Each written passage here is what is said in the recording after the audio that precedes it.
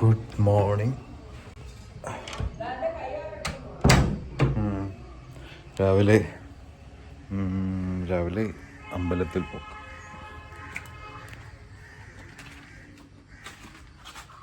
പോക്ക്. അപ്പോൾ ഏതമ്പലം? ഗണപതിയുടെ അമ്പലം, തിരുവനന്തപുരത്ത് പട്ടാളക്കാർ നടത്തുന്ന ഗണപതിയുടെ അമ്പലം. അതിന് മുമ്പ് നമ്മൾ ആ ചെടികൾ നോക്കാൻ പോകുന്നു.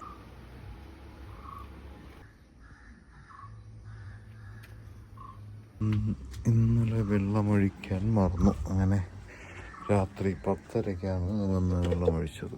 അത് ശരിയായ പ്രാക്ടീസല്ല, എന്നാലും വെള്ളമൊഴിച്ചു എന്നത് വളരെ നല്ല കാര്യം.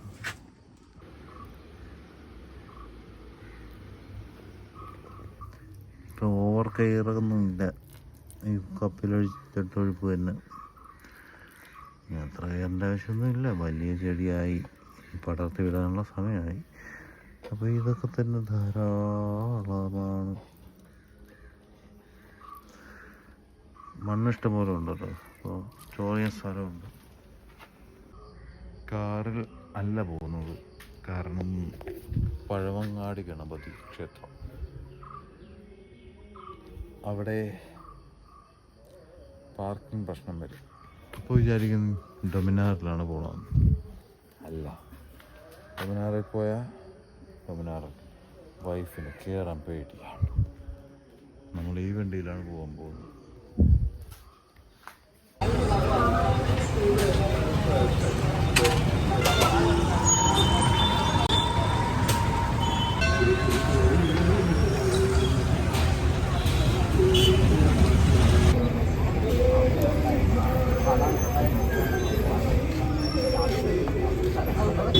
ഈ അമ്പലം മിഷൻ കട്ട് അമ്പലമായിട്ടാണ് എനിക്ക് തോന്നിയത്.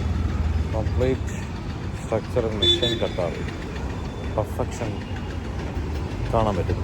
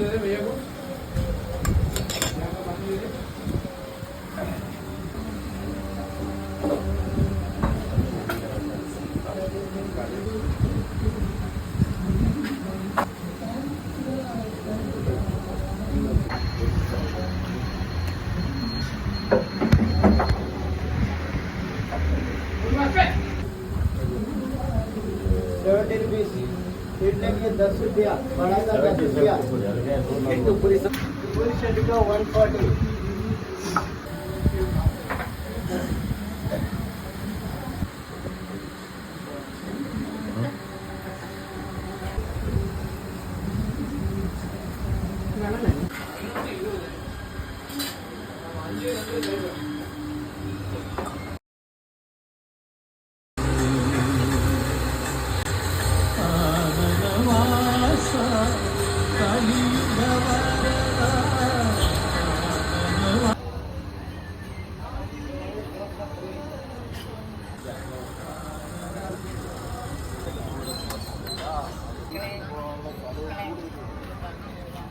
ഇന്ന് മുതൽ ഈവനിങ് നടക്കാൻ പോവാം. നേരത്തെ ഈ പരിപാടി ഉണ്ടായിരുന്നു. എൻ്റെ കാലിലെ പെയിൻ്റെ പ്രശ്നങ്ങൾ വന്നതിന് ശേഷമാണ് ഞാൻ ഈ നടക്കാൻ പോക്ക് നിർത്തിയത്.